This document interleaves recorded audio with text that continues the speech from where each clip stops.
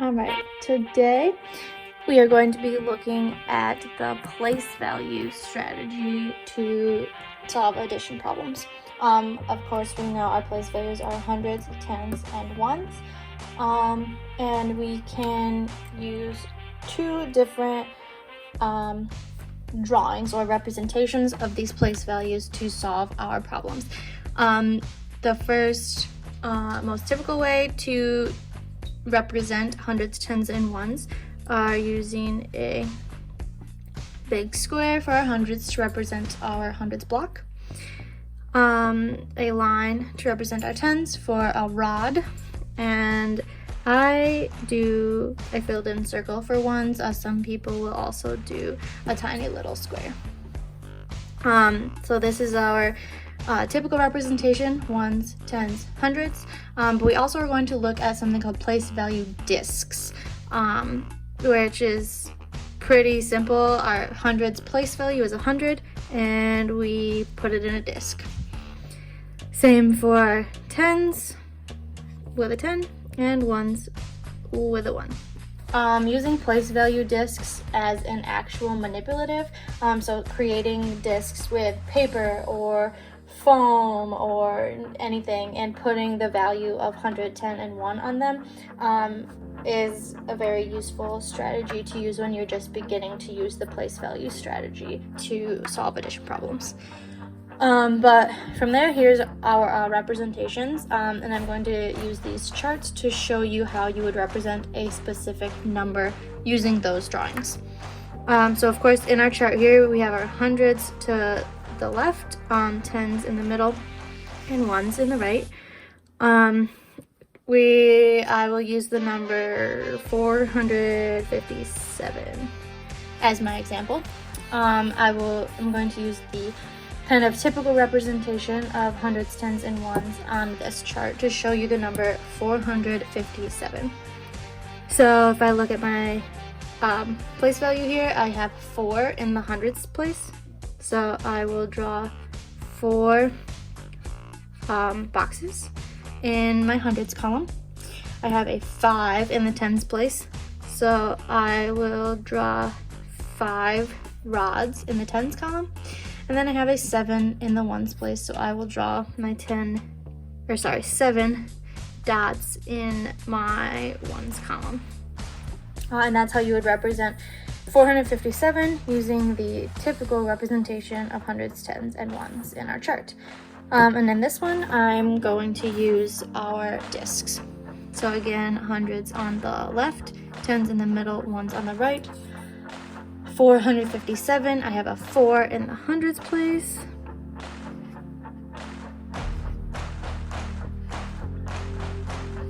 There's my 400s.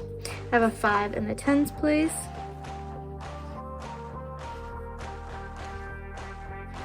And there are my 5 tens. And I have a 7 in the ones place.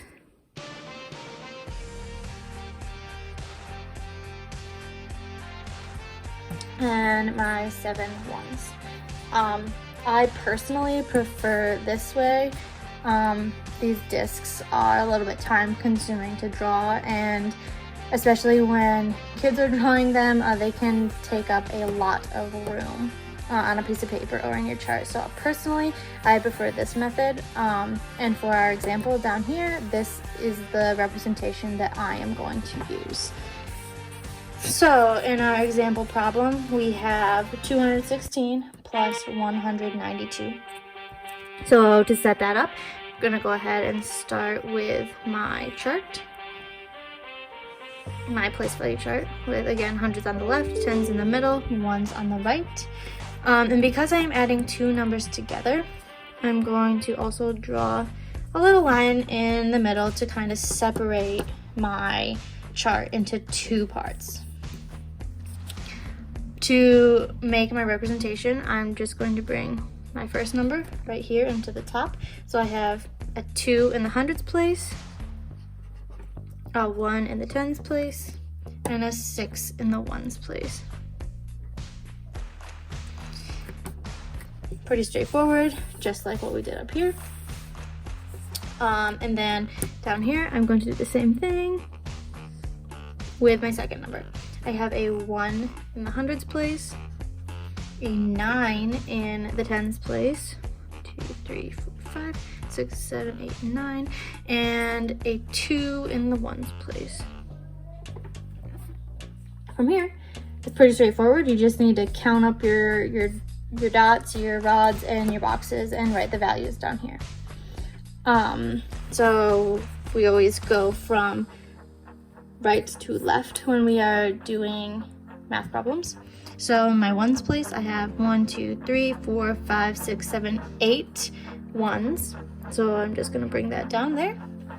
And moving over to the tens place, I have 1, 2, 3, 4, 5, 6, 7, 8, 9, 10 tens. So this is where bundling comes in. Over here I have some notes on bundling. Bundling is when you have 10 units of one thing. So every time you reach 10, you bundle. I reached 10 tens, so I need to bundle these tens.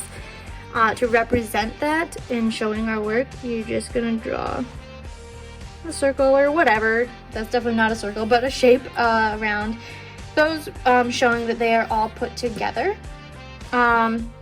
And when you bundle your units together in a group of 10, you move them to the left. So I'm just going to bring this on over and add 100 in my column. We move them to the left because we know that 10 ones is 110 to the left, and 10 tens is 100 to the left. So this is why we move it over to the left. Once I have moved this over and drawn my hundreds block, I no longer have any tens inside my bundle. I used all of them up to make my 100. Because this column had only 10 rods in it, I also don't have any left over outside of my circle. So I'm bringing down a 0. Then we're going to move over to our hundreds place and count our hundreds blocks. So I have 1, 2, 3, 4. Do not forget the one you added, 4. And I bring that down. So now I know that 216 plus 192 equals 408. Doing this bundling is also why it is so important that we start on the right, that we start with our ones and move to the bigger numbers. If I had started on the left, I would have had 300s, and I wouldn't have known what to do with this other one when I got to the tens, and it would have been the wrong answer. So we always start at our ones and move bigger. So I hope that was helpful in understanding the place value chart strategy. And you can go ahead and do your problem set now. Don't forget to send pictures so I can see all the work you're doing. All right, bye-bye.